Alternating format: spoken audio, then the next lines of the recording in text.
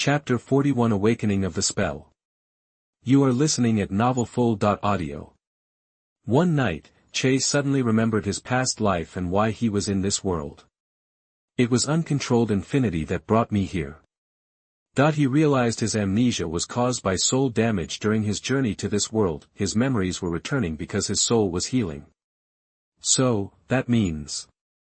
Che thought, immediately extending his hand, as if by instinct. His brain performed the technique from his previous life, limitless. He went to the bathroom, stood under the shower, and turned on the water. The water gathered around him, sliding down, but never touching him. It works. Limitless can be used in this world. Che was excited. It was what he'd relied on in his past life. Even here, Limitless would be one of the strongest abilities. The principles behind Limitless are complicated. Even members of the Gojo family only understand the basics. Che's understanding in his previous life was superficial. He only knew the basic uses: stopping, attraction via curse technique reversal, and repulsion. But in ninja school, Che learned math and understood infinity, giving him a clearer understanding of Limitless now than before. Limitless makes objects converge infinitely without touching its user. The speed of an object approaching slows until it stops completely. That's the power of stopping. Strengthening this tendency creates negative infinity, leading to a powerful attraction. That's how curse technique lapse. Blue works. Curse technique reversal is more complex. To master it, you must first learn to reverse the technique. Despite sounding similar, they're different. Cursed energy comes from negative emotions like resentment and sadness. This negative energy can create effects, but can't heal injuries. Healing conflicts with negative energy's nature. Therefore, negative cursed energy must be converted into positive energy through a process similar to flipping negative to positive. This is cursed technique reversal. That's why it can heal injuries. It sounds simple, but it's difficult to master. So few people can use it. By injecting the positive energy from curse technique reversal into a curse, you get curse technique reversal. Curse technique reversal. Red transforms negative infinity of negative energy into positive infinity of positive energy. The effect changes from attraction to repulsion. After testing, Che successfully used Limitless in the world of Naruto. However, only basic usage was possible. He couldn't use blue or red yet, but Che was satisfied. He was stronger at this age than he'd been in his previous life. He went back to bed and slept. The next day, Shikaku appeared at Che's door early. Che opened the door after washing up. Shikaku, hand raised, smiled and lowered it. We have a mission today. Meet at the village entrance in half an hour. Che agreed, and Shikaku turned to leave. After Che closed the door, Shikaku stopped and turned back. Che reopened the door. Something else? Shikaku shook his head and left. That kid's sharp. It must be those eyes. He's perfect for this mission. Half an hour later, at Konoha's gate, Shikaku said to Che, Kurenai, and Asuma, this mission is to investigate the terrain in the Land of Waves. It's a commission from a geologist from the Land of Fire. It's a C-rank mission. I'm free, so I'm coming along. Asuma crossed his arms and joked, almost forgot we had a sensei. Shikaku waved his hand. Don't blame me. I've been busy with the tasks your father gave me. Go say something nice to your father and get me fewer tasks. I enjoy these boring low-level tasks. At least there's no danger. I don't want my wife to be a widow. Asuma didn't seem to have a good relationship with his father and didn't reply. Hong broke the silence. What's the Land of Waves like? It's my first mission abroad. It's a small, isolated, and poor island, Shikaku answered honestly. Yuhi Hong complained, disappointed. That geologist's boring. What's there to investigate in a country like that? Shikaku explained, that's why it's a C-rank mission. Investigating terrain in the Land of Fire could take years. That'd be an A rank. Yuhi Hong nodded, with no expectations for the mission, but Che was skeptical. He didn't believe Shikaku. Shikaku showing up early meant this mission wasn't easy. For a simple C-rank mission, the lazy Shikaku wouldn't have called them all together early. Plus, a jonin is valuable during wartime. Why accompany them on such a boring task to a small country? There's something hidden here. Meanwhile, on the Land of Waves coast, a small boat docked, 4 people got off, 3 men and a girl. The girl was young, she had beautiful long reddish-brown hair, green eyes, and looked cute. The 3 men treated her with respect. The girl stretched, then turned. Ao Jounin, I'm going to explore. Before Ao could answer, the 2 brown-haired ninjas stopped him. Miss, it's not as safe here as in the village. The girl frowned. What danger could there be? The island's full of our people. Is Konoha going to kidnap me? Maybe I'd like to be tied up, as long as a handsome guy does it. The 2 ninjas started to speak, but the girl shook her head, her long hair flying. Okay, I won't go far. She ran off, leaving them behind. Ao had short, gathered-up blue hair and talisman-like earrings. His forehead protector differed from Konoha's. It had 4 wavy lines symbolizing mist. That was the symbol of Kirigakure village in the land of water. Chapter 42 Mission in the Country of Waves. You are listening at novelfull.audio.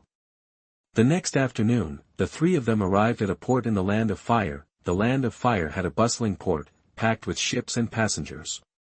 Shikaku quickly found an empty boat for their trip. He soon regretted his choice. Their boatman was an old man who, despite his best efforts, rowed incredibly slowly. At this rate, they wouldn't reach the Land of Waves until nightfall, and if the Land of Fire and the Land of Waves weren't at peace, their safety wouldn't even be guaranteed. Shikaku leaned in and said, "Hey, old-timer, can you pick up the pace?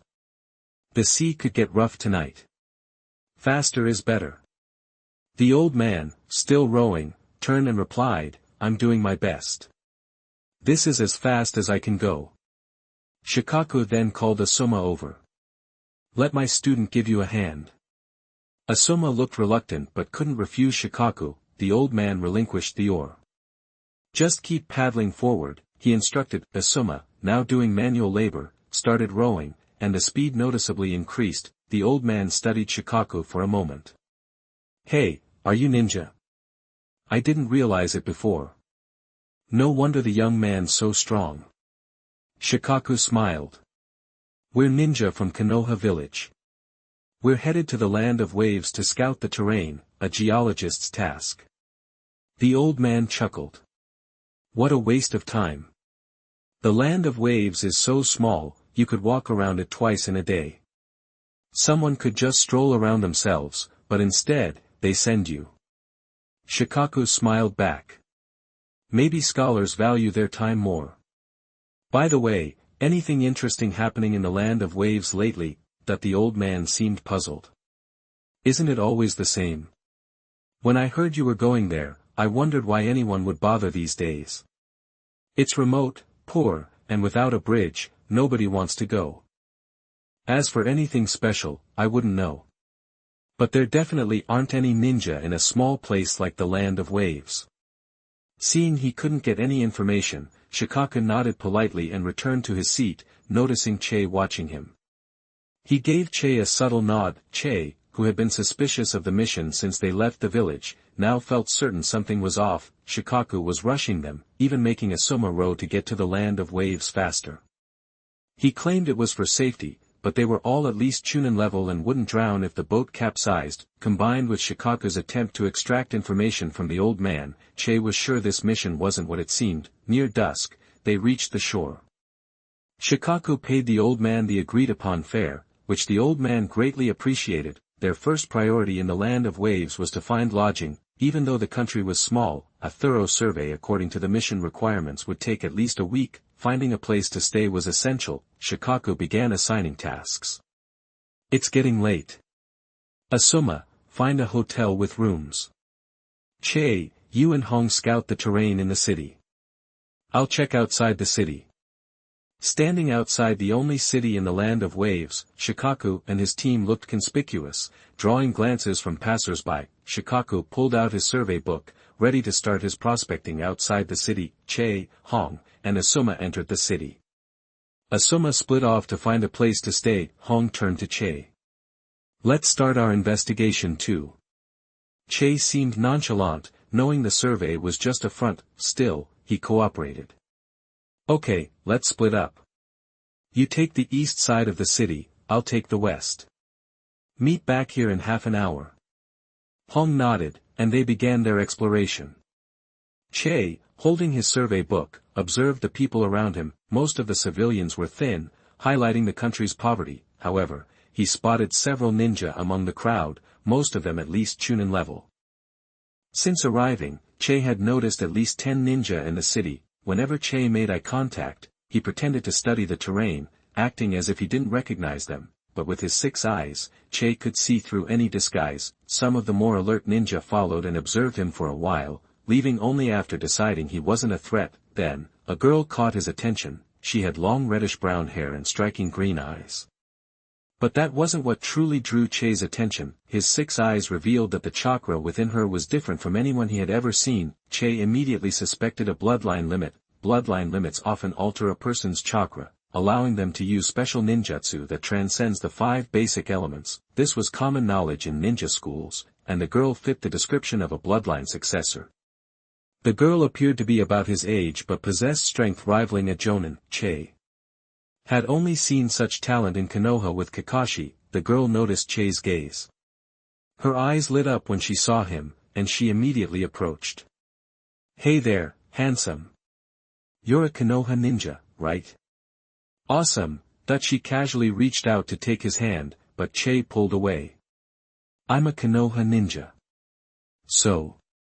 Che asked calmly. The girl pouted. "No need to be so cold. I just wanted to say hi." "So, what brings you here?" Che glanced at her. "None of your business." But the girl opened the survey book in Che's hand. "A topography survey? You should have said so. I know this place like the back of my hand. Want some company?"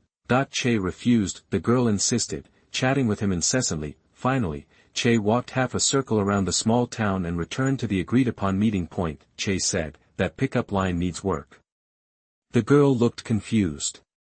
"Why? Am I not pretty enough?"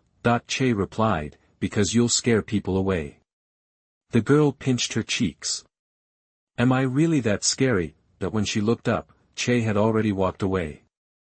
Seeing Hong beside Che, the girl realized why he had been so cold. Che and Hong met up and went to find Asuma. Hong asked, "Who was that girl with you earlier?" "I don't know," Che answered honestly. Hong pressed, "Really? You don't know her?" "I really don't. I don't even know her name," Che insisted. Hong sighed and gave him a gentle nudge. "It's because you're so handsome." The girl, overhearing their conversation, felt a surge of anger. She bit her lip, watching Che and Hong walk away. After a long moment, she muttered, "Oomph. I'll make you remember my name, you stinky Uchiha." The girl had clearly seen the Uchiha clan crest on Che's back. Chapter 43 Danger is Coming. You are listening at novelfull.audio.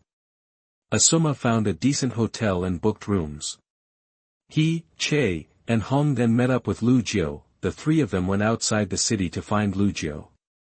Since it was getting dark, Lu Jiu ended his day's exploration and took them back to the city for dinner. Later that night, everyone went back to their rooms. A couple of hours later, Che, noticing that Asuma and Kurenai had turned in, headed to Shikaku's room and knocked. To his surprise, the door wasn't locked. "Come in. I left it open for you," Lu Jiu said from inside. Che entered and closed the door behind him. "I knew you'd be back. When did you figure it out?" Shikaku asked with a smile. Che replied, "I suspected something early yesterday morning." Shikaku nodded. "That's why I don't treat you like a kid." "So, what did you find?" Che explained his theory. "I spotted over a dozen ninjas hiding among the civilians in the city. They seem to be up to something. Also, I detected a ninja with a bloodline limit. Given that most of these ninjas have water-style chakra, I think they're from the Hidden Mist village, known for its bloodline abilities and water-style techniques. On the surface, this is a C-rank mission to scout the terrain. But really, it's about these mist ninjas, to investigate their movements and intentions." Lu Jiu applauded. "Impressive. You've got a sharp eye." Che immediately became tense. "Teacher, what are you talking about?" I don't know what you mean. I just used my sensory ninjutsu. Shikaku chuckled. That's not a very convincing lie. I'd believe you if you said your Sharingan had mutated. Sensory ninjutsu doesn't make your eyes glow. Che was taken aback. He didn't expect anyone to notice his 6 eyes, which he'd relied on since his time travel. How did you know? Lu Jiu explained, if you were actively hiding it, most people wouldn't notice. But being your teacher, I've been around you more often and picked up on it. Che nodded, impressed by Lu Jiu's intelligence. Please don't tell anyone, he said. Lu Jiu teased, if I let it slip, you wouldn't silence me, would you? Seeing Che quickly shake his head, Lu Jiu stopped joking. I wasn't planning on revealing your little secret. But I do need your help. There are at least 10 more mist ninjas outside the city, and probably some Jonin among them. You guessed my mission. It's disguised as a C-rank assignment to investigate the hidden mist. This is actually an A-rank mission. But with the way things are going, the difficulty's climbing, and it might reach S-rank. We're practically surrounded by hidden mist forces. The C-rank cover story is the only thing keeping them from acting openly. If they figure out our true objective, we're all as good as dead. The original investigation plan is too risky now. I'm counting on your special eyes to do some quiet recon. Don't worry, you'll get an A rank, maybe even an S rank mission reward for this. Che replied, understood. Shikaku instructed, don't tell Asuma or Kurenai about the real mission. The fewer people who know, the better. Che said, got it. Shikaku then told Che to return to his room. Late that night, outside the city, a group of 7 ninjas stood behind the girl from earlier that day. Miss, it really doesn't seem like those leaf people are up to anything. We might get punished for acting rashly like this. The girl crossed her arms confidently. That's because you're not smart enough to see it. Those leaf ninjas are here to mess with our plans. We need to teach them a lesson. Another ninja asked, what are your orders, miss? The girl said, go kidnap the leaf kunoichi. Interrogate her and see how the other leaf ninjas react. That'll tell us what they're really here for. As long as no one dies, it's no big deal. And be careful not to hurt the white-haired Uchiha. He's mine to deal with. The ninjas moved out and headed into the city. The girl clenched her fists and muttered to herself, I'll make you remember my name, you stupid Uchiha. The ninjas arrived at the hotel and went to the front desk for information. The receptionist, half asleep and dozing off, was suddenly confronted by several intimidating ninjas. Terrified, he quickly begged for mercy and spilled everything he knew about Che and the others. The hidden mist ninjas immediately went to Kurenai's door, broke in, and used a drug to knock her unconscious. They wrapped her in a blanket, kidnapped her, smashed through the window, and fled outside the city. Che and Shikaku instantly reacted and woke up. Che kicked open the door and found Hong's room in disarray. Hong was gone. He ran into Lu Jiu. Lu Jiu glanced into the room and immediately understood what had happened. They exchanged a solemn look. Shikaku went to Asuma's door and woke him up. Che rushed downstairs, grabbed the receptionist by the collar, and demanded, did someone come here asking for our information? The receptionist stammered, yes, several scary ninjas wanted your information. And you gave it to them? Che yelled, enraged. The receptionist's legs went weak, and he dropped to his knees, crying, I'm sorry. I'm sorry. At that moment, Che didn't realize his blue eyes had turned red, and dark tomo appeared in them. Che! Calm down. Lu Jiu quickly stopped him, then analyzed, think about it. We didn't reveal anything. The mist ninjas are just testing us. Hong will be alright. Hearing Lu Jiu's analysis, Che took a deep breath, released the receptionist's collar, and calmed down a bit. Still worried about Hong, he said, let's go after them. They can't have gotten far. Shikaku patted Che's shoulder to reassure him, and then the 3 of them set off, quickly gaining ground on the mist ninjas. Che believed that Hong's abduction was somehow his fault, due to mistakes he'd made during his investigation. That self-blame and concern for Hong made him, a normally calm person, feel on edge. During the chase, Che calmed down and started to review his entire investigation process, but he couldn't find any mistakes. Suddenly, Che thought of someone. Could it be that woman? Chapter 44. My name is Terumi Mei. You are listening at NovelFull.audio. The three men raced out of the city. Che spotted the girl immediately. She's probably the one we're after, he told Shikaku and Asuma. I'll handle her. You guys keep chasing the fog ninjas. For a moment, Che was acting like the team leader, but in a crisis, nobody cared about formalities. Shikaku and Asuma kept after the ninjas. Che whirled around and charged toward the girl. She grinned and darted into the woods. Che knew it was a trap but had to pursue her. The girl vanished into the trees, but not from Che's 6 eyes. He ran straight for where she disappeared. Suddenly, a large net dropped from the sky. Anticipating this, Che unleashed a massive fireball, incinerating the net to ashes. The girl pouted. Guess fishing nets aren't so reliable after all. Che leaped forward, narrowly avoiding a pit obscured by leaves. Huh! The girl gasped, surprised. She then noticed the Magatama in Che's eyes. Okay, so it's the Sharingan. She chalked it up to the Sharingan, which was indeed powerful. Che confronted the girl. Why lead me here without a lethal trap? What do you want? That the girl planted her hands on her hips. Don't think I don't know what you Konoha ninjas are up to. We're just on a mission, Che retorted confidently. What are your intentions? That the girl dropped the act. I don't even know. I just said that to trick my own people into helping. Che realized his righteous act had worked, fooling the girl. It's only natural for us Konoha ninjas to be in the land of waves on a mission, Che continued. But your Kirigakure ninjas kidnapped one of our comrades. Are you trying to start a war between Konoha and Kirigakure?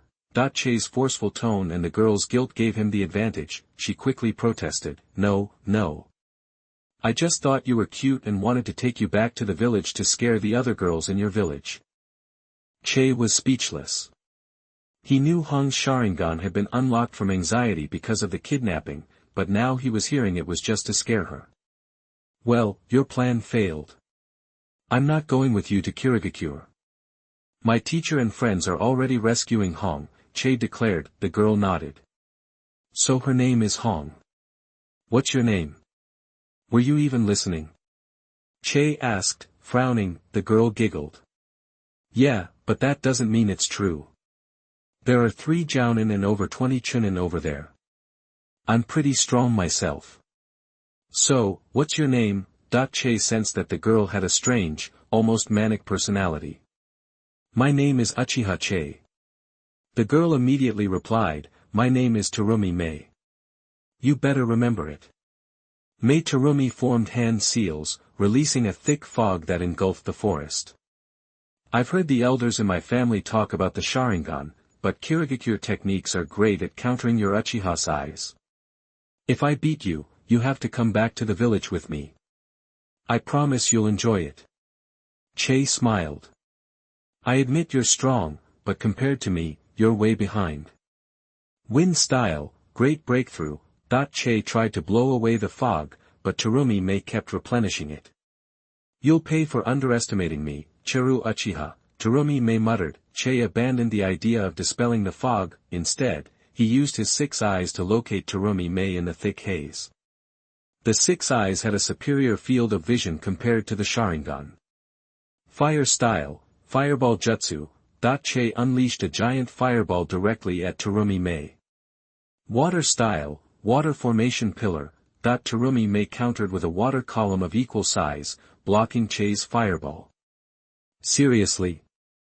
Are you blind? Terumi Mei couldn't believe Che was able to pinpoint and track her position in the fog. Fire release, Phoenix Sage fire technique. A barrage of small fireballs rained down, accurately targeting Terumi Mei's location. Water style, water formation pillar. Terumi Mei easily deflected the attack again, thinking, he saw through my Kirigakure technique. How? Unable to figure it out, she stopped questioning and deployed her special abilities.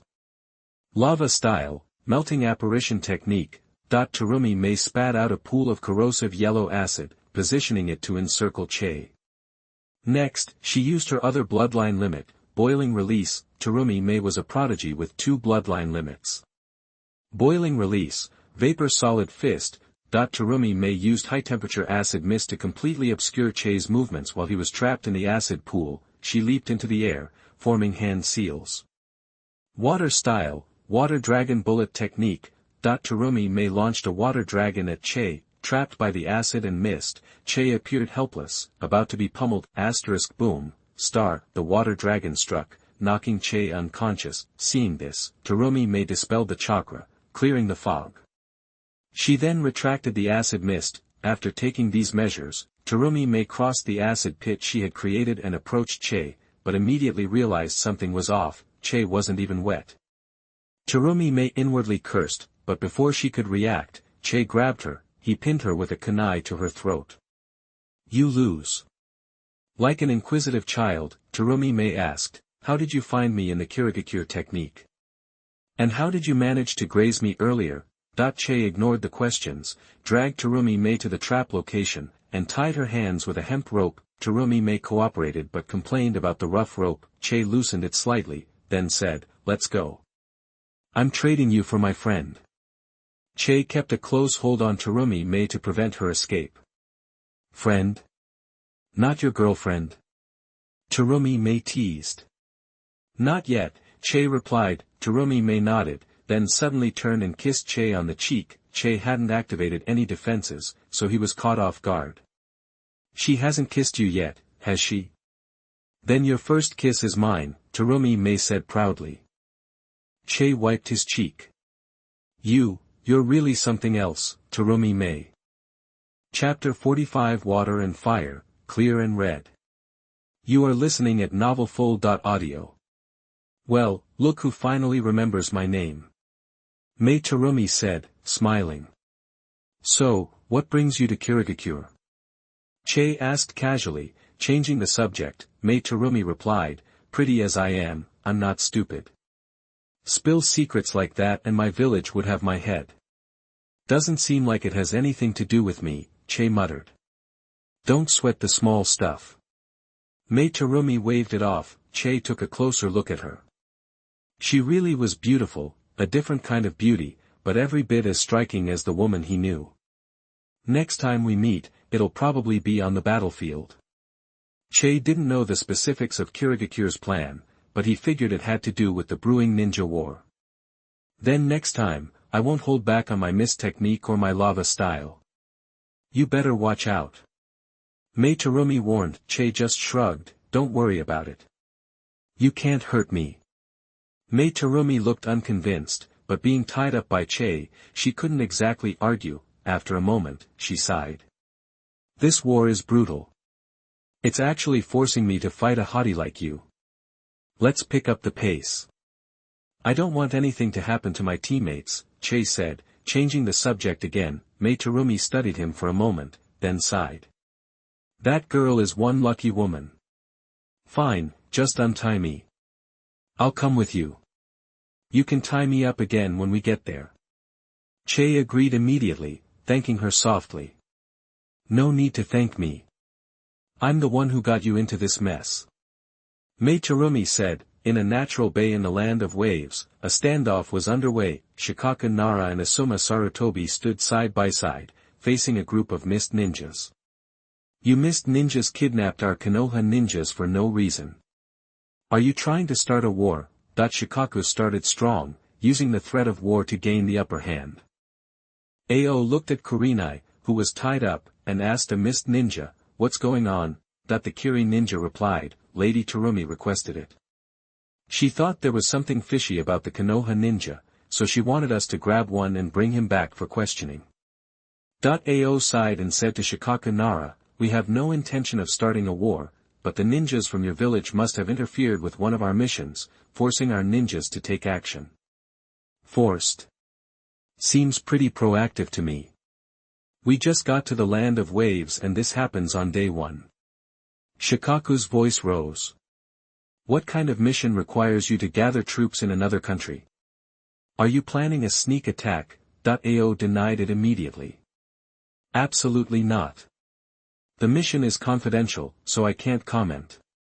Just as negotiations stalled, Che arrived, dragging the tied-up Mei Terumi. From Kirigakure village.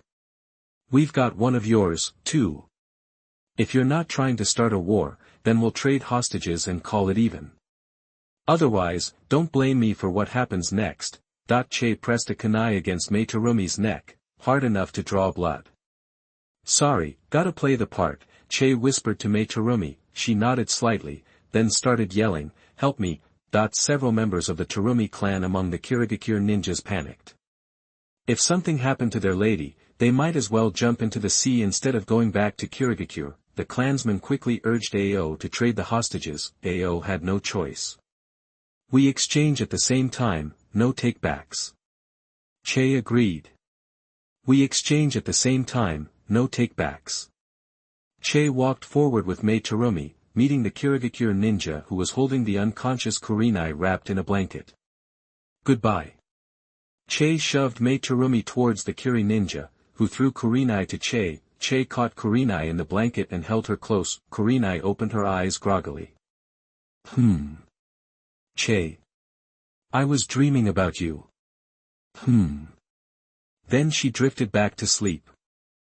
Holding Kurenai in his arms, Che's heart felt calm. AO said to Shikaku, this was all a misunderstanding. Konoha and Kirigakure want peace and would never do anything to harm each other. Shikaku replied, yes, we believe that Kirigakure, as one of the 5 great ninja villages, wouldn't stoop to such a thing. Shikaku's smile and words had an unsettling feeling to them, but there wasn't much AO could do. The two countries were in a delicate situation, and any action could easily escalate into conflict. At least for now, Kirigakure wasn't ready for war, therefore, even with their numerical advantage, they had to let Che and the others leave. AO sent men back to Kirigakure by boat to report the situation. Tell them Konoha discovered our deployment and ask for instructions. AO sighed. He'd come to the Land of Waves to test the feasibility of using the Land of Water's strategy, but this had happened. He wondered how the leaders of Kirigakure would react. Back at the hotel, Che apologized to the front desk for his outburst. The clerk was terrified, practically shaking. It was a psychological scar. Shikaku pulled out a stack of cash. This is to cover the damages to the hotel. The clerk hadn't seen that much money in a long time. His eyes lit up, momentarily forgetting his fear. Che got a new room for Kurenai, then carried her inside and laid her on the bed. As Che was helping Kurenai with the blanket, he heard her whisper, Che, where are you going? Che leaned over and kissed her cheek lightly, whispering back, I'm not going anywhere. I'm right here. Kurenai nodded slightly and went still. Che leaned against Kurenai's bed and slept there all night. The next morning, Kurenai woke up groggily. She remembered being attacked, so she sat up with a jolt. Finding herself still in the hotel room, she wondered if her vague memories were just a dream. Then she saw Che asleep on the floor, leaning against the bed. She knew then that yesterday wasn't a dream, including the break-in, being knocked unconscious, the glimpse of Che's eyes, and the kiss on her cheek and the words, I'm not going anywhere. I'm right here. Kurenai's eyes filled with tears, and she wiped them away quickly. Unbeknownst to her, Che was already awake, a smile playing on his lips. After Kurenai had gathered her emotions, Che pretended to wake up, looked back at her, and asked, Kurenai, were you crying? She tried to wipe away any trace of tears, but her eyes were still a little red. I wasn't crying. Chapter 46 Chunin Examination. You are listening at novelfull.audio. After all that, the mission was a bust. Naturally, Shikaku clued Asuma and Kurenai in on the mission's real purpose, surprising them both. When they got back to Konoha to file their report, their records not only avoided another C-rank failure, but actually showed a successful S-rank mission. Turns out, the third Hokage figured Shikaku and his team had flushed out all the Kirigakure ninja hiding in the Land of Waves. Even though it wasn't clear what they were up to in the Land of Waves, it at least proved the intel that there were a bunch of mist ninja hanging around. Because this mission touched on peace talks between the two major ninja villages, and the other side's troop deployment was way bigger than Konoha's, it got bumped up to S rank and marked as a win. the original C-rank mission. Just a cover story cooked up by the village. For Che, though, the biggest score from this mission wasn't the S-rank mission reward, it was unlocking the Sharingan. Che popped his Sharingan at 10 years old, making his talent considered top tier among the Uchiha clan, although, compared to Che's overall skill set, his Sharingan talent wasn't quite as exceptional. No big deal if he wasn't a prodigy. As long as it didn't hold him back. This whole eye-opening thing also showed that you don't necessarily need to lose loved ones to unlock the Sharingan. It seemed to hinge on your own emotions. Che remembered being consumed by his emotions at the time, a kind of raw intensity he'd never felt before. His total chakra control had even improved since then, so, maybe the key to unlocking and evolving the Sharingan isn't necessarily about going through tragic events. It's more about experiencing intense emotional stimulation. Even though tragedy is a common trigger, Che figured that most Uchiha had the cause and effect of Sharingan awakening completely backwards. To put his theory to the test, Che used his 6 eyes to dissect the structure of his brain. He found that the chakra link to the Sharingan was definitely connected to the emotional center. The principle behind unlocking the Sharingan was that stimulating the emotional center caused it to secrete a specific kind of chakra. This chakra then acted on the optic nerve, changing the shape of the eyes. After figuring out the underlying principle, an idea popped into Che's head. What if he used the negative mental energy from his magic to stimulate his emotional center? Could it have a similar effect?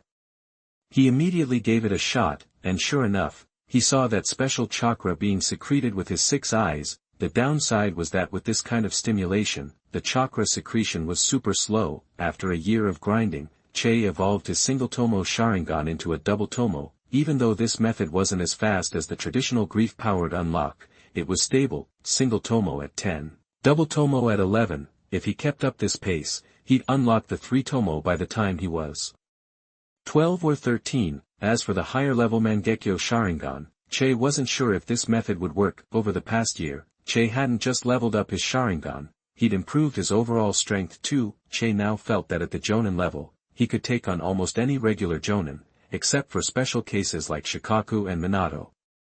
Shikaku's shadow imitation technique could trap him with a defense that ignored all his moves. Minato's flying thunder god technique was like he just appeared and disappeared out of nowhere.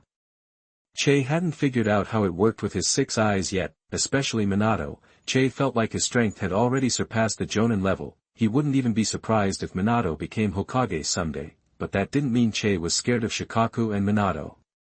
It was hard to say who would win in a real fight.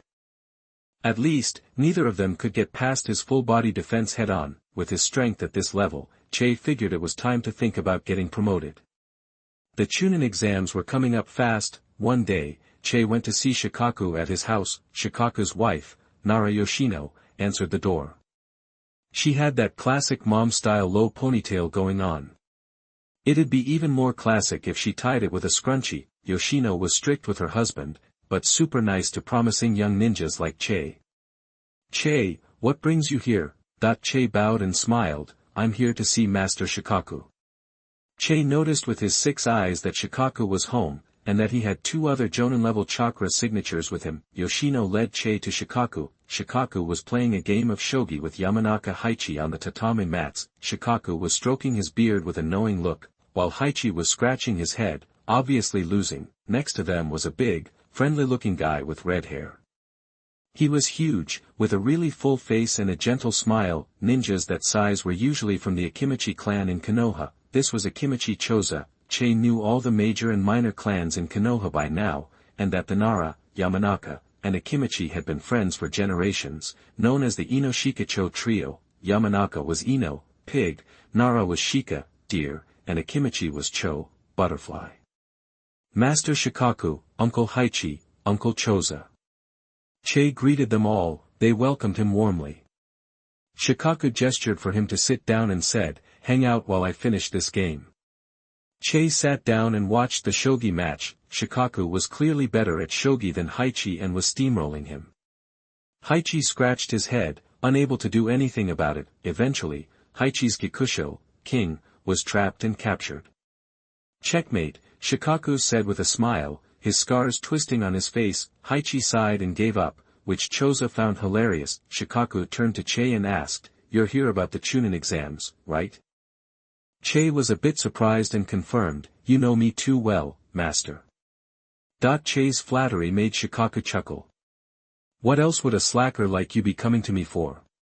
The only thing that would drag you out here is the Chunin exams coming up.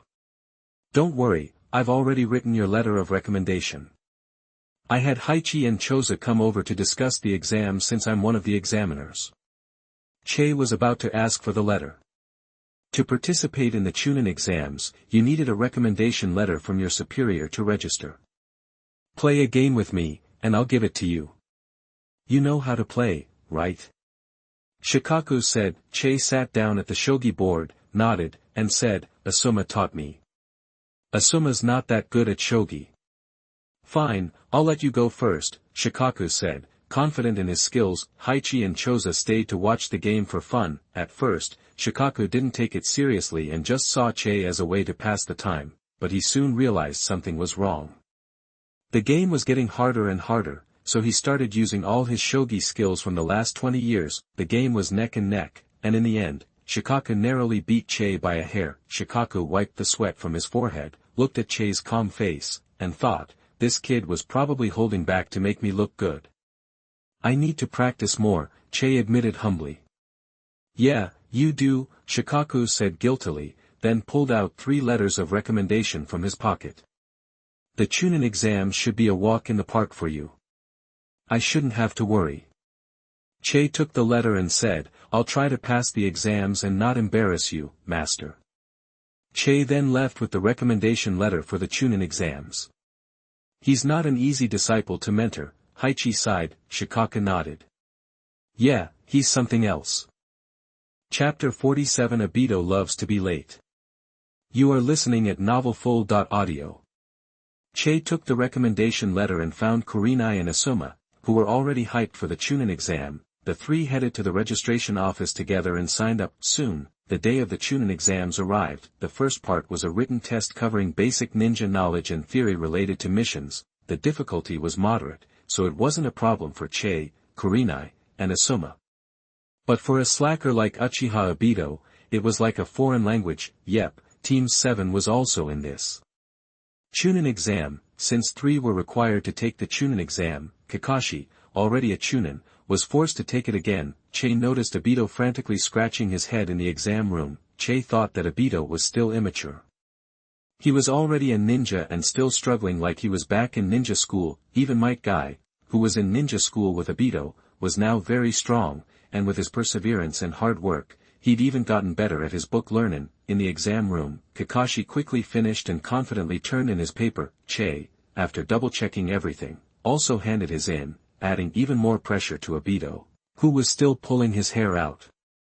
Those two, Kakashi and Che, finished so fast and didn't even help me out, Obito grumbled to himself, feeling abandoned by the geniuses. Luckily, a paper ball landed right in front of him. He picked it up, happy to see it was from Rin. Obito was deeply moved, remembering once again how awesome Rin was. In the afternoon, the written test results were posted. Che, Kurenai, and Asuma all passed easily. Rin and Kakashi also passed, while Obito barely made it, squeaking by as a provisional qualifier. Yes! Obito cheered. Kakashi, leaning against the wall with his arms crossed, snarked, qualified provisionally. Sounds about right for you, Obito. What did you say? Obito retorted, immediately offended. Rin jumped in to mediate. Okay, you two, knock it off. The 3 from Team 8 were already used to Team 7's antics. Che figured this class would have imploded long ago without Rin. No time to celebrate. Those who passed, head to the designated classroom ASAP. The briefing for the second exam starts soon. A serious ninja announced the second exam briefing. He was the examiner for the next phase. The second exam is in 3 days. This time, it's about practical skills. Use everything you've learned in taijutsu and ninjutsu to earn your spot. This exam is a team competition based on classes. Hearing this, Obito and Kakashi from Team 7 were at each other's throats again. Kakashi, don't drag me down. I'm saying the same thing to you. They were about to start bickering again. Lin stepped in again. "You two, enough already." Seeing that Obito was about to escalate, Lin glared at him, and he immediately shut up. "Why are they still like this?" Asuma asked Che. Che shrugged. "I don't know, I'm used to it by now." After Che finished speaking, he looked towards Obito. "That guy, he really doesn't grow up, does he?" 3 days later, the exam arrived. It was held at Konoha's Training Ground 44, also known as the Forest of Death. A banner reading second-class battle of the Chunin examination hung in an open space inside the forest. Towering ancient trees surrounded the clearing. Classes would compete in pairs, with promotion determined by the overall performance of the class. Team 8 drew an unusual opponent, a class personally coached by Orochimaru, one of the legendary Sannin, Mitarashi Anko, Hyuga Tetsu, and Akato Yoroi. Anko was Kurenai's best friend, making their pairing seem like a cruel twist of fate. In the exam arena, the two teams faced each other. Anko, kunai in hand, shouted, "Kurenai, I'm not holding back. You better watch out." Kurenai replied seriously, "I won't either, so be careful." Che analyzed the enemy team. Mitarashi Anko was Chunin level, about as strong as Kurenai, but not quite as good as Asuma. Hyuga Tetsu and Anko were roughly equal, while Akato Yoroi was a bit weaker. Orochimaru's disciples aren't all that strong, Che thought to himself, unaware that Orochimaru truly recognized only Anko, and the others were just subordinates. Che never included himself in the evaluation, because his strength was already beyond his peers. The battle was about to begin. Kurenai versus Anko, Che versus Hyuga Tetsu, and Asuma versus Yoroi. Everyone fought, avoiding large-scale ninjutsu to prevent friendly fire. Anko was wary of Kurenai's illusions, engaging in a fight that didn't allow Kurenai to find an opening. Che was easily dominating Hyuga Tetsu from the start. Asuma was also suppressing Yoroi. Soon, Hyuga Tetsu was sent flying by Che's Konoha whirlwind. Overwhelmed by Che's taijutsu, Asuma followed up with a powerful punch to Yoroi's abdomen, knocking him out. Seeing this, Anko, growing desperate, used a ninjutsu passed down by Orochimaru, latent shadow snake hands. Anko summoned a long, two-headed snake to attack Kurenai. Kurenai quickly pulled out the Rasengan and destroyed both snakes with a single strike. At the same time, Che appeared behind Anko, kunai in hand, arm around her neck, and the blade pressed against her skin. "Kurenai, you've gotten so strong." Anko raised her hands in surrender and praised her friend. Kurenai smiled and glanced at Che behind Anko. "Thanks to Che's help." Che released Anko and said, "It's mainly because of Kurenai's serious attitude." Anko, noticing the close bond between the two, teased, "Your relationship has progressed pretty quickly since graduating." Kurenai's face flushed slightly. Anko burst out laughing. The outcome was clear. All members of Team 8 advanced. The cameras on the field were linked to a surveillance room. Inside, Hiruzen Sarutobi, wearing his Hokage robes and hat, praised, "Shikaku, your teaching has been effective. Both Che Uchiha and Kurenai Yuhi have become excellent ninjas, and you've whipped my no-good son into shape too." "Not bad at all." Standing behind the Hokage, Shikaku humbly replied, "It's all their own hard work. My teachings only played a small part." Sarutobi Hiruzen didn't dwell on it, and asked Minato Namikaze, the other examiner, "Is Hatake Kakashi participating next?" "Yes, he's up next," Minato replied with a smile. "Oh, I'm looking forward to it," Sarutobi Hiruzen said. Meanwhile, Che had already left the exam arena. It was still afternoon, and with some time before dinner, the trio decided to celebrate later that evening. Che was walking down the road when he spotted a familiar figure. It was Uchiha Obito, running towards the exam venue. However, when Obito saw an old man struggling with a heavy suitcase, he stopped without hesitation to help him carry it to the hospital. "It's getting late, Obito's probably going to be late again," Che said with a sigh, "but Obito's truly a good guy. That kind of heart is rare, even in Konoha." Che suddenly thought about the Sharingan. For someone so kind, a traumatic event could drastically intensify his emotional reactions. Che suddenly foresaw Obito's tragic potential and possible fate. "If it's possible, it'd be better if you never awakened your eyes." Che sighed to himself. Chapter 48 Letting Go. You are listening at novelfull.audio. The second round battles wrapped up right on schedule. Team 7 was up against Metkai, Shiranui Gunma, and Ebisu. Obito almost missed it again, and Metkai even accidentally kicked him when a piece of candy got stuck in his throat during the match. Despite that, Team 7 pulled off a win, moving them forward. Metkai's team also advanced, thanks to their strong showing. Mainly, it wouldn't have been fair to disqualify them just because Kakashi, already a Chunin, was the powerhouse on Team 7, the third test. A solo competition held a month later at the training grounds inside the Death Forest Central Tower.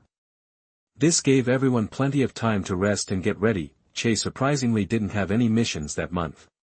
He and Hong trained together daily, with Che focusing on helping Hong sharpen her combat skills. You can't learn everything in a month, but every little bit helps. Meanwhile, Uchiha Obito turned into the hardest worker at the entire Uchiha training ground. Every day when Che and Kurenai got back from their training, they'd see Obito grinding away at shuriken practice, fire jutsu, and taijutsu. When Che asked, he found out Obito was motivated by getting schooled by one of Metkai's moves and was determined to get his revenge. Come to think of it, Metkai was practically dead last in the ninja academy, and Obito wasn't far behind. These days, Metkai could wipe the floor with Obito. Even if Obito got caught off guard, it still stung. The month flew by, and Obito was pumped and ready to go. Che happened to be passing by, so they headed to Konoha's training ground 44 together. Che and Obito split up on the way. One went to find Kurenai and Asuma, the other to find Lin and Kakashi. A massive tower stood smack dab in the center of the Death Forest. Inside, the third Hokage and a bunch of Jonin examiners were waiting for the candidates to show up. These students are Konoha's future. These new leaves will make the will of fire burn brighter than ever. The third Hokage, Hiruzen Sarutobi, laid out his will of fire theory like clockwork. The Jonin around him nodded in agreement. It's a popular idea in Konoha, but Che wasn't buying it, probably because he'd had a mature, independent way of thinking since he was a kid, one that wasn't shaped by the so-called will of fire mentality. Che and the other candidates made their way to the training ground.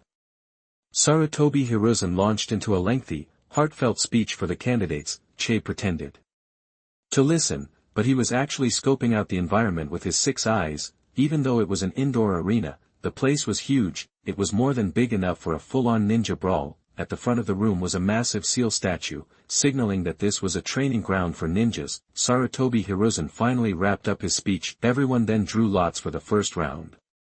This individual battle was an elimination tournament, and the final rankings and performance would decide who advanced to Chunin. The first match. Che vs Gunma Shiranui from Metkai's class. Shiranui Gunma was one of the top students at the Ninja Academy, not quite on Che or Kakashi's level, and maybe a step below Asuma and Yuhihi Kurenai, but still near the top of the class. His grades were in the same ballpark as Matarai Anko and Moonlight Hay-8, definitely a top 10 kind of guy. Gunma wore a blue headscarf and a black and gray jacket. His brown hair was loose, and he had a chill vibe. He also kept a toothpick-sized Senbon ninja tool dangling from his mouth. Great. Just my luck. Looks like this is where it ends. Gunma had Kakashi's same deadpan look. He already sounded defeated. Sarutobi Hiruzen and the other examiners headed up to the viewing platform on the second floor, and the rest of the candidates followed to wait for the exam. Shikaku stayed behind as the examiner. Shikaku announced that the match was about to start, and Gunma looked like he was about to throw in the towel. Then Metkai yelled from the stands, "Gunma! Go for it! For the sake of our youth!" The shout froze Gunma in his tracks. He could only scratch his head to relieve the embarrassment. Guess I have no choice. Might as well lose with style. Gunma decided to go down swinging. Che used his 6 eyes to estimate that Shiranui Gunma was about as strong as Mitarashi Anko, but Anko had Orochimaru as her teacher, and Gunma didn't have that kind of advantage. Still, Gunma was a talented ninja, so Che figured he'd take it easy on him in this fight and give him a chance to shine. After all, the Hokage and Minato and a bunch of others were watching from above. This was a chance to not only let Gunma show off, but to give Che a reputation for being a decent guy. Begin. With Shikaku's signal, the first solo match of the Chunin exams was officially underway. Shiranui Gunma dropped the lazy act, grabbed a kunai, and immediately put some distance between himself and Che. They stared each other down for a while. When Che didn't move, Xianjian decided to make the first move. He suddenly spat out the senbon in his mouth and fired it at Che with lightning speed, and that wasn't all. Xianjian quickly went through hand seals, and the single senbon multiplied into many. Ninja art, senbon shower. Che could tell instantly that the move was based on the shadow clone principle. Even with his low-skill technique, Che didn't need to dodge it, but Che still dodged it. Che took a few steps back, weaved some hand signs, and unleashed a powerful fireball jutsu to blast the thousands of senbon out of the sky. The burning senbon rained down, and the fireball kept heading for Xianjian, but wasn't super fast. Xianjian easily sidestepped it. A little confused, Xianjian was clued in that Che was holding back. Whatever your reason, thanks, man. Genma sidestepped and rushed Che with a kunai. Che pulled out his ninja tool pouch and started tossing out shurikens. Genma knocked them away one by one, but each shuriken had thin strings attached. Pulling them right back, Genma had to cut off his advance, whirl around with his kunai, and deflect the incoming shurikens one after another to weather the attack. Just then, Che launched another kunai at Xuanjian's back. Genma used the body flicker technique to escape. After that exchange, Xianjian was winded, but Che seemed perfectly relaxed. Xianjian was impressed by Che's strength. If Che had just flat-out beaten him, it would have been one thing, but Che was holding back to the limit of what Xianjian could handle. It wasn't just that Che was strong, he also had amazing judgment. If that kunai had been even a hair faster, Xianjian would have been in serious trouble. Xianjian weaved some hand signs and made a clone, not a regular clone, but a shadow clone. Genma and the shadow clone charged forward with kunai in hand. Che jumped into the air and used a move called Impatience Flower Claw Red. A storm of flaming shurikens came down. Genma displayed awesome reflexes, weaving back and forth between them with his clone. The shadow clone crouched down, and Genma used the clone's shoulders to vault himself into the air. Genma and Che exchanged blows briefly in mid-air. Finally, Che landed on the ground and Xianjian got booted away, but both of them were going through hand seals before they even hit the ground. Fire release, dragon fire technique. Fire release, dragon fire technique. The names sound the same, but one's a B-rank jutsu, the other's a C-rank. Huge difference. The dragon fire technique gathers a massive amount of chakra and turns it into a flaming dragon, while the dragon fire technique just fires off a straight line of high-speed flames. The two attacks collided and erupted in flames. The dragon fire technique immediately blasted through the dragon fire technique and hurtled toward Xianjian. Luckily, Xianjian landed just in time to avoid the high-temperature fire dragon overhead, but then Che burst out of the flames, Rasengan in hand, and took out Xuanjian's shadow clone in one shot. Xianjian saw this and charged Che, but when the fire cleared, another Che was on the field. Turns out, the first one was just Che's shadow clone. Che and the clones attacked from both sides, and Xianjian was quickly defeated. Chapter 49 Second Round Showdown. You are listening at novelfull.audio. Uchiha Che wins, the match is over. Shikaku announced the results. Che walked over and made a peace sign with Xianjian, who thanked him. Thanks a lot. Che just smiled slightly. Even though Che won, Xianjian showed some serious skills out there. Uchiha Che's probably Jonin level. Shikaku really scored himself a good apprentice. Sarutobi Hiruzen mused. Minato agreed, yeah, Che's one of the most outstanding kids I've ever seen. Sarutobi Hiruzen added, but Shiranui Genma's a good kid too. He's got potential. You think so too, Sandame-sama? I think Genma's got some crazy agility, super quick reactions, knows his ninjutsu, and he's already Chunin level. Minato was definitely impressed. Sarutobi Hiruzen nodded, he's got the right stuff. Then let's bump them both up. With just a word from Hiruzen, Sarutobi, Che, and Genma were promoted, but the exams weren't over yet. Next up, Uchiha Obito vs Metkai. Obito and Che are both Uchiha, but they're completely different. Sarutobi Hiruzen sighed. Minato awkwardly scratched his cheek. Obito's a good kid, really. Sarutobi Hiruzen just nodded. Obito strode onto the field, looking confident this time. He felt like his month of hard training had paid off, convincing himself that he'd only been sloppy last time. This time, Obito was out for revenge, both guys were ready, and Shikaku prepared to start the match. Just then, Noara Rin yelled from the second floor, cheering for Obito. Obito's focus completely shifted as he looked up at Rin, grinning like an idiot. He was so distracted he didn't even hear. Shikaku. Begin. Obito was still lost in his goofy smile when Metkai zoomed in and nailed him in the face with a leaf whirlwind kick. Obito went flying. Hey! That was a cheap shot. Obito lay on the ground, head spinning, unable to fight. Shikaku declared Metkai the winner. Kai innocently explained, the match already started. Up on the second floor, Rin sighed. Kakashi just scoffed. Figures, Obito. Thanks to this humiliating defeat, Obito had no chance of being promoted to Chunin. Even Minato looked bummed. That kid's a total screw-up sometimes.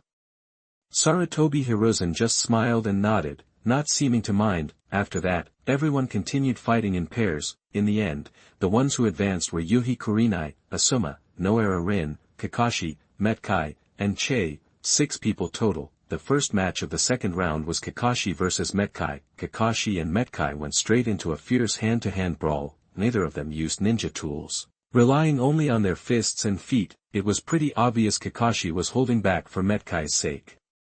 Otherwise, if Kakashi pulled out his dad's white fang dagger, Metkai wouldn't stand a chance. To keep up with Kakashi, Guy opened the 8 gates, but only the second one, before immediately closing it. The effect included exerting 100% of the body's strength and being tireless. Even so, Kai still put a lot of pressure on Kakashi. The two were tearing it up in the exam room, like the whole training ground wasn't big enough for them. The incredible fight blew everyone away, and even made Kakashi's biggest fan, Noara Rin, look impressed. This made the injured Obito, who just had his eyes bandaged up, seriously unhappy as he sulked by the railing on the second floor. He vowed to ace next year's Chunin exam so Rin would finally look at him with admiration. The battle between Kakashi and Guy went on for a while, but soon, the side effects of the 8 gates started to kick in. Kai was panting hard. Even though he wasn't tired, the strain on his body was building up. He was forced to slow down, and Kakashi saw his chance. Kakashi focused chakra in his palm and then used it to hit Guy in the chest. Kai dropped to his knees. The 8 gates had to be shut down, and the side effects instantly took Kai out of the fight. Che's eyes flickered, as if he noticed something in particular about that attack. When Kakashi came upstairs, Che walked over and asked, "Was that lightning release you used? Something new?" Kakashi nodded. "Yeah, but it's not fully developed yet. I was hoping to use a lightning sprint to pierce the enemy, but right now it just paralyzes them." Che was impressed. "Concentrating lightning release in your palm, that's creative."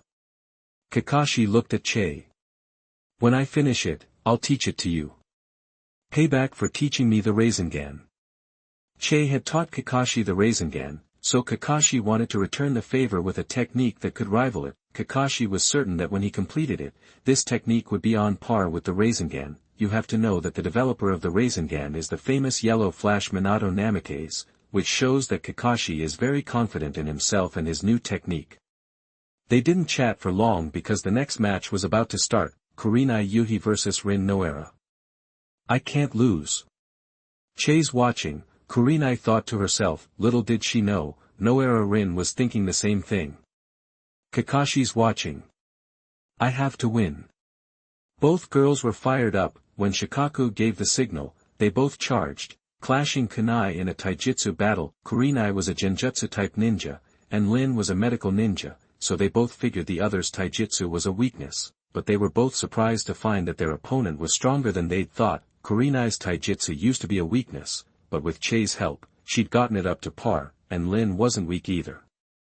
Her chakra control was incredible, and that helped with medical ninjutsu and frontal combat. Even though Kakashi and Obito always protected Noara Rin, she was no damsel in distress. Same went for Kurenai. After a while, neither could gain an advantage, so they backed off and threw their kunai. Kurenai noticed something strange about Lin's kunai and quickly ducked. With a bang, the explosive tag kunai went off, but Lin wasn't done.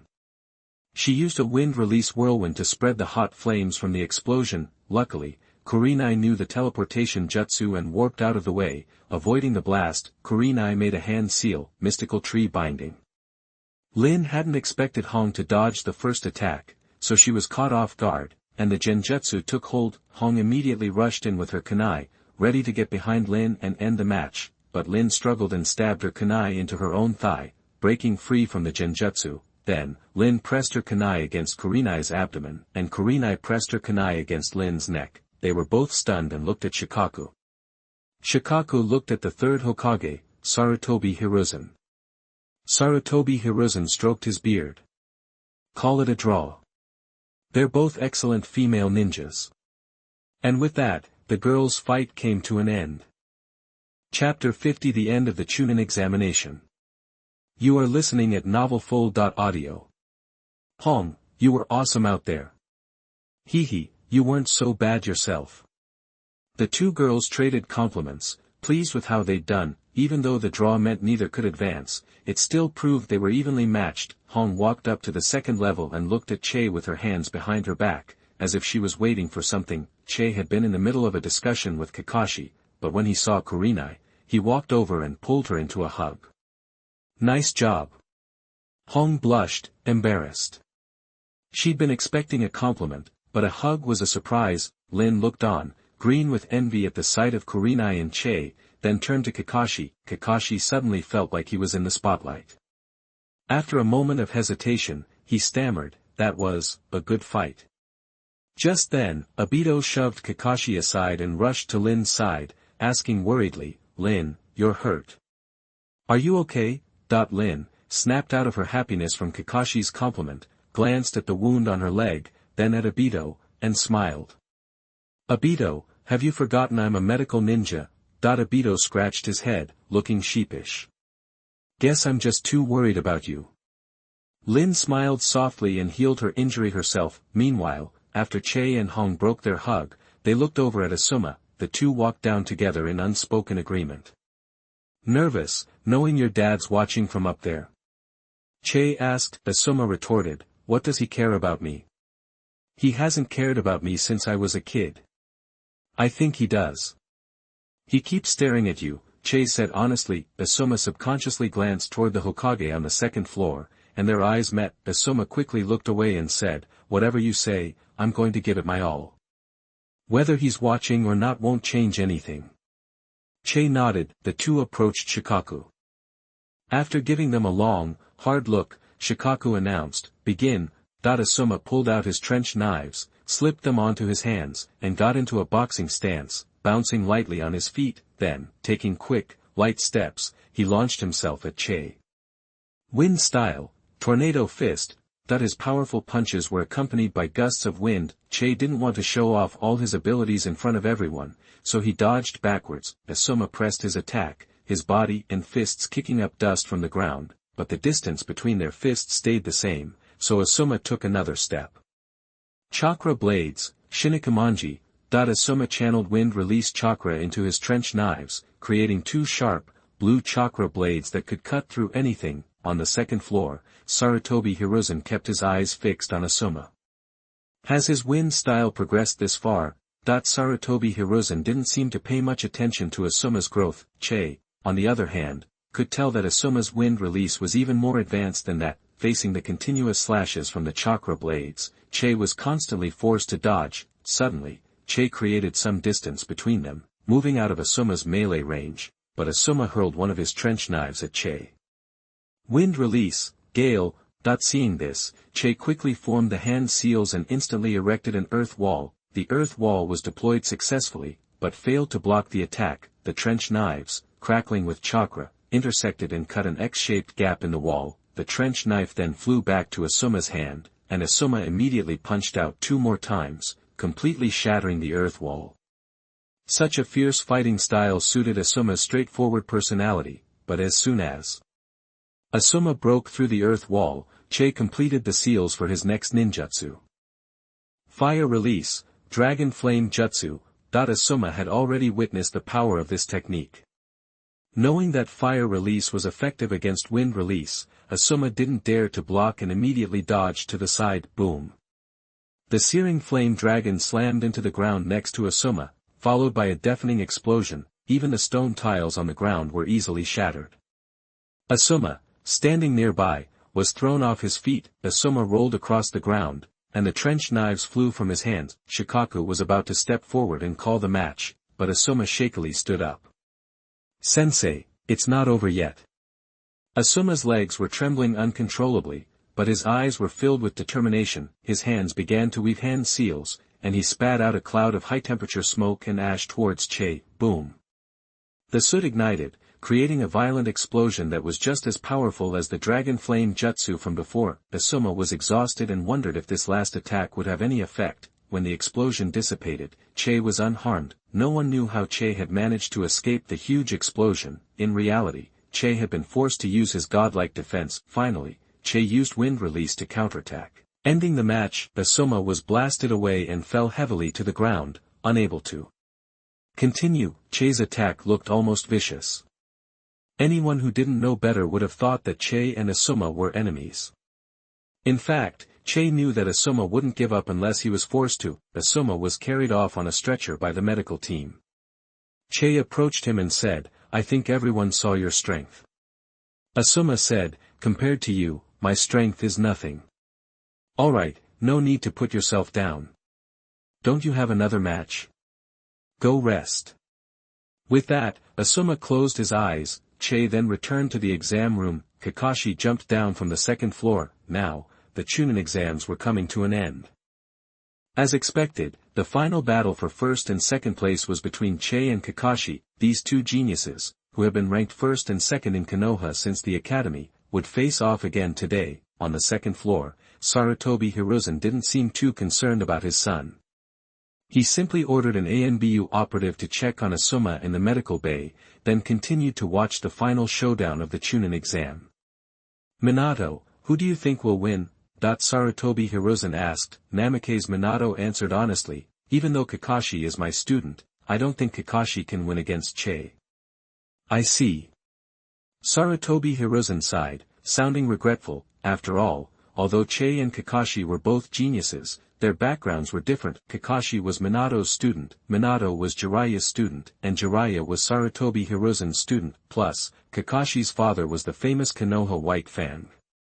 Kakashi was an insider in Konoha. Che, on the other hand, was born into the Uchiha clan, and his father had almost been labeled a traitor for running away from the village. Even though Che's relationships with Nara Shikaku and Yuhihi Kurenai had earned him Sarutobi Hiruzen's trust, that was all it was. The position of future Hokage would not go to Che. It would be handed over to Kakashi. The will of fire that Konoha promoted made many passionate young people believe they had a chance to become Hokage, but in reality, most people were destined to miss out on the position from the start. The Hokage position had been passed down in specific lines, from the first Hokage Senju Hashirama to the second Hokage Senju Tobirama. It was brother to brother.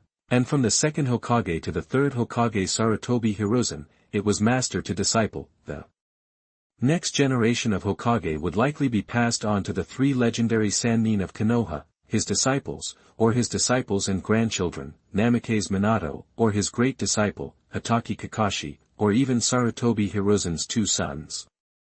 But it would never go outside that circle, and definitely not to the Uchiha clan. Che had understood this from his first day of class, when he learned in his textbook that Madara Uchiha, who founded Konoha village with the first Hokage, had defected. The seeds of distrust that Konoha's leaders had for the Uchiha clan had already been sown.